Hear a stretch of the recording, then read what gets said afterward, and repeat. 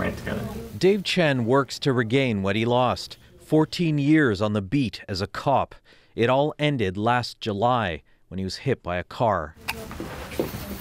Today, walking is a struggle. I went to see a neurologist and he said that this is it, like this I'm going to be for a long time. So that was really heartbreaking, but I'm like, no way, this is not me. So you put it on your neck. Chen now does intensive physio twice a day, often with this, the portable neuromodulation stimulator, or PONS device.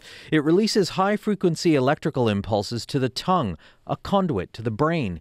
It's supposed to speed up neuroplasticity, the brain's ability to form new neural connections. My sister and my brother-in-law were like, are you sure it's going to work? Because that's a lot of money, right? And it is. It's not like chump change. The device's seemingly impressive results were featured on The Nature of Things.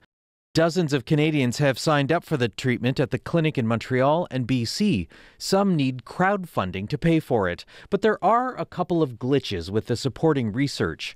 Patients did score higher on a test of their physical abilities, but so did patients who did the physio with a placebo device in their mouths. The placebo was a PONS device set to low. Then there's the question of how exactly it encourages neuroplasticity. The mechanism is complicated because it's still unknown. Whether it's the physio alone or with the PONS device, the clinic psychologist defends the program because he says it gets results. There's nothing lost really for the patients because they're getting such intensive physio that they're benefiting anyway. Last fall, Health Canada approved the license for the PONS device in just a month. But in the U.S., the Food and Drug Administration was much more skeptical. They wanted more time to review the evidence. And just this month, they turned that application down, saying they weren't convinced that it was the device that was making the difference, but rather it may have been all that intensive physiotherapy.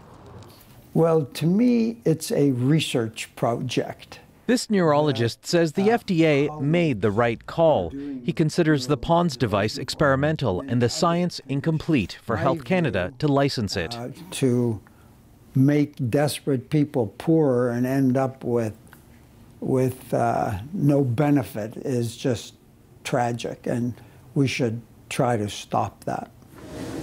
The PONS device could be available in more Canadian cities this summer, and the U.S. company expects the FDA will come around. So the fact that FDA didn't clear doesn't mean that they didn't feel that patients got profoundly better. In fact, they do. The issue is they just want more information on discerning the difference. David Chen hoped he'd see dramatic results by now, but he's not deterred. He's convinced one day he'll return to work. Vic Adopia, CBC News, Montreal.